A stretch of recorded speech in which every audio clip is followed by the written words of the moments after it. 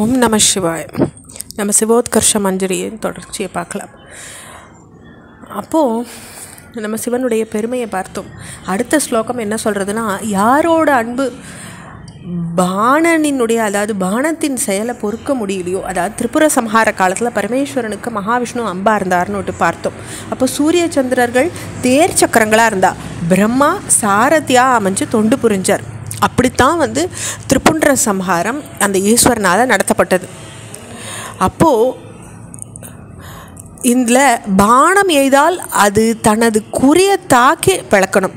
ஆனால் மகேஷனுடைய பானம் அப்படி தன்னுடைய செயலை செய்ய விரும்பலைன்னு சொல்கிறது போல், பானாசுரனுடைய அடாத செயலை பொறாத மகேஷனுடைய அம்பா விளங்குற மகாவிஷ்ணு அவனை சிக்ஷிச்சார் அப்படின்ற செய்தியை விளக்குறது. அதாவது இலக்க நோக்கி சீராக செல்லணும்னாக்கா சக்கரங்கள் ரெண்டும் சீராக இயங்கணும். ஒரு சக்கரம் பின்னோக்கியும் மற்றொரு சக்கரம் முன்னோக்கியும் ஓடினா தேரின் கதி என்ன ஆகும்? அப்படித்தான் அமைஞ்சது மகேஸ்வரனுடைய தேர் சக்கரங்கள்னு சொல்கிறது போல் விளக்குறார் இங்கே ஸ்லோகத்தில். அப்போ மகேஷனுடைய தேர் சக்கரங்கள் ஒன்றா தொண்டு புரிகிறவன் சந்திரன், அவன் சக்கரவாக பட்சிகளுக்கு விரோதி. மற்றொரு சக்கரமாக தொண்டு புரிகிறவன் சூரியன், அவன் சக்கரவாக பறவைகளினுடைய நண்பன். அப்போ ரெண்டு விதமாக செயல்படும்ன்றத இங்கே சொல்கிறார் ஸ்லோகத்தில். அப்போ ஈஸ்வரனுடைய வில்லில் உள்ள நான் கயிறு தன்னைத்தானே தலையால் தாங்கிறது அப்படின்ற செய்தியை சொல்கிறார். அப்போ இறுதியாக ஒவ்வொருத்தருக்கும் ஒரு நேரத்தில் தேரோட்டியாக இருந்து பழக்கப்படாத ஒருத்தன், தேரோட்ட தெரியாத ஒருத்தன் மகேசனுக்கு சாரதியாக இருந்தான்னு சொல்கிறது போல், பிறந்தறியா பிரம்மன் மகேஷனுடைய தேரோட்டியாக விளங்கினார் அப்படின்னு சுவைப்பட சொல்கிறார் இந்த ஸ்லோகத்தில். அப்போ மகேஷனுடைய தேரோட்டியாக பிரம்மன் பிறக்கலை, ஏன்னா அவர் பிறப்பில்லாதவர். அதனால் இத்தகைய பெருமையுடைய மகேஸ்வரனை தலைவனாக விளங்குறவர் தான் முழுமுதற் கடவுளாக இருக்கார் அப்படின்னு நம்ம தெரிஞ்சுக்கணும்.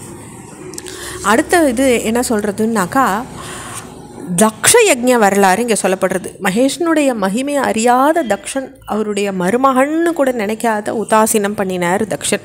அப்போ ஒரு யாகத்தை தொடங்குறார். அதுக்கு ஈஸ்வரனை அழைக்காமலேயே தொடங்குறார். அழைப்பில்லாமல் இருந்தும் தந்தை பால் கொண்ட அபிமானத்தோட தாக்ஷாயணியாக மகள் போகணும்னு நினைக்கிறாங்க. அப்போ கணவரான பரமேஸ்வரனை பலவாறு அங்கே தக்ஷன் நிந்திக்கிறத பார்க்குறாங்க.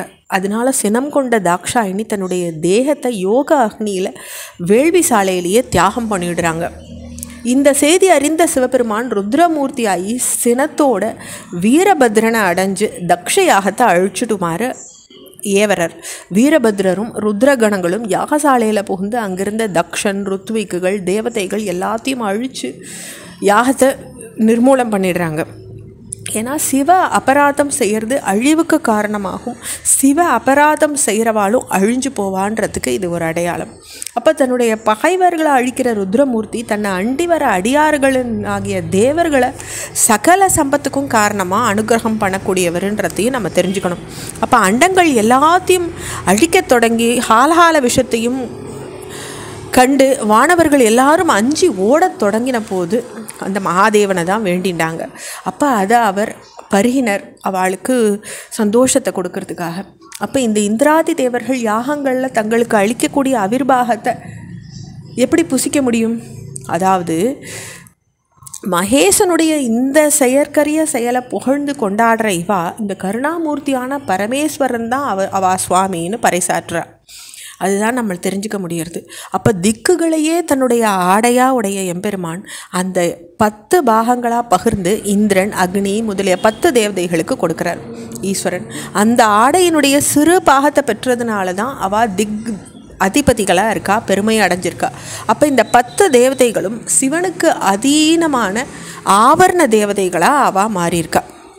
அதே போல் சித்ரூபிணியான அம்பிகையும் அவருடைய பிக்ஷாடன அன்னத்தின் ஒரு பகுதியை பெற்றுண்டு தான் மூவுலகங்களுக்கும் அன்னம் அளக்கிற அன்னபூர்ணியாக விளங்குறான்றது தான் அந்த மகேஸ்வரனுடைய பெரிய பிரசித்தியான பெருமை. தாருகாவனத்தில் மோகினி வேஷம் பூண்டு விஷ்ணுவோடைய கம்பு, கேவிரு முதலிய பல வகைப்பட்ட தியானங்களை யாசிச்சுண்டு அம்பிகை அவைகளை சமைச்சு அழித்து அந்த அன்னத்தை 3 பாகங்களாக பிரித்து 3 பேரும் உண்டான்னு சொல்கிறது தாருகாவன புராணம். அப்போ 3ல் 1 பாகத்தை பெற்றதுனால தான் உலகங்களை போஷிக்கிற அன்னபூர்ணியா தேவி திகழறா. அப்போ பரமேஸ்வரனுடைய கிருபாலேசம் பெற்றதுனால தான் அதனை பெற்றவா பெரும் சௌபாகியத்துக்கு அருகதை உள்ளவா ஆறா அப்படின்னா அந்த மகேஸ்வரனுடைய பெருமை எம்மாத்திரம். தொடர்ச்சியை நம்ம அடுத்த பகுதியில் பார்க்கலாம். ஓம் நம சிவாய்.